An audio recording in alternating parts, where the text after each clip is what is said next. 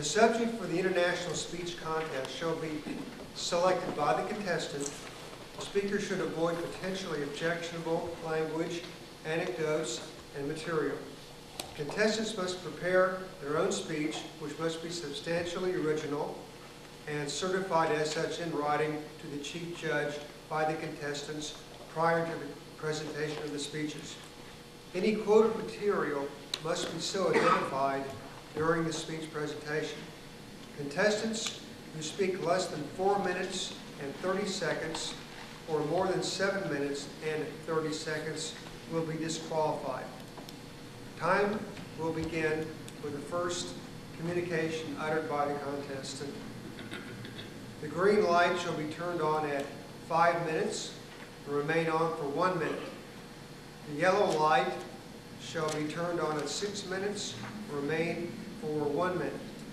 The red light shall be turned on at 7 minutes and remain on until the speech is concluded. The order of speaking for the contestants will be as follows. 1, Mr. Doug Williams, and 2, Ms. Melissa Rankin. Doug? Mr. Doug Williams, his title is Becoming Alive. Becoming Alive? No, excuse me. I'm Not Dead Yet. I'm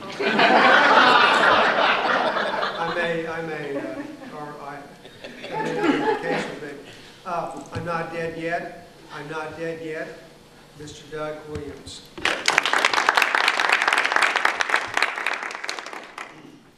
I'm not dead yet. How about that guy? He looks like he's dead. Are you dead yet? Oh, he moved his head. He's not dead yet. How about her? She looks like she's dead. No, she's waving. She's not dead yet either. Tonight I want to talk about my attitude towards death. When I got that attitude and how it's affected my life. My attitudes towards life and death changed one night, late at night, in 1989. The night I took my Porsche flying. It was late at night, and somehow or another it happened that my little Porsche and this pickup, this big pickup, decided to get into the middle of an intersection at exactly the same time. This pickup, this big pickup, hit my little Porsche right behind the driver's seat, which is where the engine lives. This pickup, this big pickup, launched my Porsche up into the air. It flew up in the air. It turned over sideways, 360 degrees. It landed on the passenger side and rolled over into a ditch upside down. I unbuckled my seatbelt as I was laying there upside down.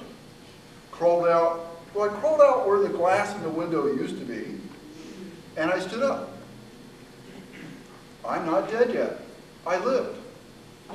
I had some cuts on the back of my hand, I had a bruise behind my ear, and I had some minor whiplash.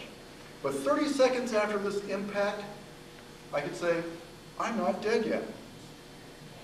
In the months after that, I came to realize there was nothing that I really did that controlled that accident. I could have been dead. If the fates had decided, now is the time for Doug Williams to leave this earth, I could have been dead. And I had no control over that. When you go through an experience like that, your whole life starts changing. You realize you really don't have any control over when you die. There is no health plan. There is no diet. There is no exercise program. There is no right way to live that's going to allow you to live forever. Or even to allow you to get to old age. When the fates decide, hey, it's your time, this is how long your thread is, it's over. You don't get to say, I'm not dead yet anymore.